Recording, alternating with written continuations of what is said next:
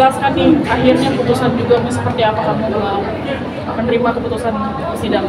Alhamdulillah hari ini putusan sudah keluar, udah hopefully final ya, semoga tidak ada banding. Dan lega lah ya pastinya, karena ya udah bisa apa ya, di titik dimana kita udah move on aja gitu loh, udah bisa go our separate ways, dan semoga Edward pun rezekinya ke depan dilancarkan dan hidupnya baik-baik aja, dan pokoknya sehat selalu. Dari tuntutannya sendiri mungkin kamu sudah puas kan? Ada tuntutan yang mungkin sebenarnya puas-puas aja sih. Bagi aku yang penting adalah cerainya di finalize, dan juga hak asuh anak pastinya diatur. Sejauh ini sudah ada tanggapan dari pihak? Kayaknya Belum. Mungkin mengenai nafkah di luar nafkah anak itu kan tidak diterima oleh dari keputusan itu bagaimana? Yang 5.000. Dan lain-lainnya selain nafkah anak itu gimana? Sebenarnya yang nafkah Ida sih ya, pemikiran awalnya itu adalah ya udah ya, kalau misalkan karena kan sebenarnya dia yang talak aku kan, bukan yang aku gugat cerai duluan gitu loh. Tapi karena memang aku yang akhirnya gugat ke pengadilan, tidak di accept. Ya, memang. Ya. Tapi pemikiran awalnya adalah kalau memang karena dia talak aku, dia harus mengeluarkan nafkah Ida, aku pun tidak mau memberatkan, makanya hanya dikasih harga total 5.000 aja. Untuk yang 6 juta itu sendiri gimana? Kalau yang 6 juta ya sudah ini ya, hakim mempunyai pertimbangan sendiri. Ya tentunya melihat dari pendapatan dari tergugat. Kita mengajukannya kan 20 juta per anak, dan memang hakim kan juga melihat kita dari bukti-bukti per bulannya itu tergugat itu memberikan nafkah kepada penggugat itu kan sudah terlihat ya. Mungkin hakim mempunyai pertimbangan sendiri untuk tidak memberatkan penggugat. Dan untuk nafkah istri, nafkah mut'ah, idah, madiah, kiswah dan maskan, ya kita memang sudah mengajukan masing-masing Rp1.000. Tetapi kan ini wanita menggugat, hakim bisa aja berpandangan ya hakim mempunyai keputusan ya menghilangkan hak dari wanita yang menggugat cerai, mengajukan gugatan di pengadilan agama.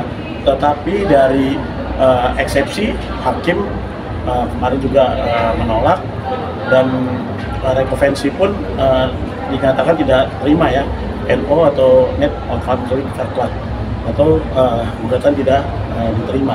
Sejauh ini dari perceraian hakim mengabulkan, dari nafkah anak hakim juga mengabulkan, dan kita lihat secara undang-undang prosedur banding itu kan 14 hari sesuai dengan pasal 11 Undang-Undang 20 tahun 1947. Kita lihat nanti saja dari tergugat ini akan mengajukan banding atau tidak. Secara kan rekonvensinya gugatnya juga gugatan baliknya juga sudah ditolak hakim. Kim sendiri mereka sebenarnya menggugat tentang apa sih? Kalau mereka kan meminta hak asuh anak, meminta hak asuh anak dari tergugat. Tapi kemarin juga di eksepsi itu dari tergugat kan mempertanyakan atau menyatakan ketidakberwenangan dari Pengadilan Agama Jakarta Pusat.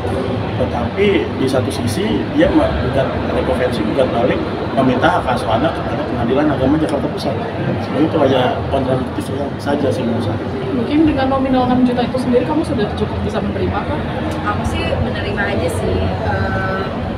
Ya itu sebenarnya tulisannya minimal. Iya, minimal. Kalau mau ngasih lebih ya alhamdulillah ya, cuman kan balik lagi ke dari mulanya apakah dia sanggup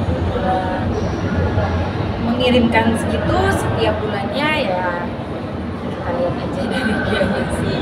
Cuman aku nerima aja, yang penting kan dari aku sendiri aku mencoba untuk work hard buat anak-anak. Tapi sejauh proses sidang berjalan, nafkah masih lancar? Terakhir kapan? Terakhir itu akhir Mei, 1,5 juta dengan catatan untuk anak-anak ngaji. Gimana? Aku Kan yang diajukan 20 juta, tapi yang bisa ACC 6 juta. Nah, mungkin seperti apa sih nanti untuk menutupnya? ya seperti biasanya ya kan dari dulu juga menutupinya ya dengan aku sendiri yang mengerjakan. Kim, ini kan aku sempat baca artikel bahwa pada akhirnya kamu memberikan persyaratan untuk keputusan anak karena sudah mulai kurang menjelaskan saya. Mungkin kalau boleh tahu syaratnya apa sih buat Edward kalau ketemu anak-anak ini? Syaratnya itu adalah di tempat yang kita sudah sediakan, dia datang sendiri, jadi nggak boleh orang lain, dan selalu ada yang menemani dari sisi aku, dari keluarga aku mungkin atau siapapun, tapi dia hanya boleh di tempat itu saja, nggak boleh bawa anak-anak jalan. Berarti nggak ada kesempatan untuk Edward bawa anak menginap gitu di rumah? Belum ya, karena sejauh ini selama kita berpisah belum ada itikat baik, malah kepercayaannya malah hilang. Sejauh ini ada tanggapan nggak dari Edward dengan persyaratan yang kamu kasih? Sempet ada sih pas mediasi itu dia nggak suka dengan ide ini pastinya, makanya akhirnya dia udah kebalik, dia mau hak asuh anak kan. Waktunya juga ditentukan? Kip? Waktunya ya sebenarnya seminggu sekali juga boleh gitu loh. Tapi kan kita harus ngelihat anak-anak nanti lesnya gimana, sekolahnya gimana, terus pokoknya tergantung situasi aja sih. Bang, kesiapannya sendiri jika Edward nanti mengajukan banding seperti apa kesiapannya? Ya tentunya sebagai kuasa hukum saya harus siap ya. Kalau nanti di 14 hari mengajukan banding ya tentunya kita harus siap mengajukan kontra memori banding untuk menjawabnya. Tapi kita tidak bisa berandai-andai dulu sampai kita melihat kenyataan bahwa dari tergugat ini akan melakukan banding. Seperti itu.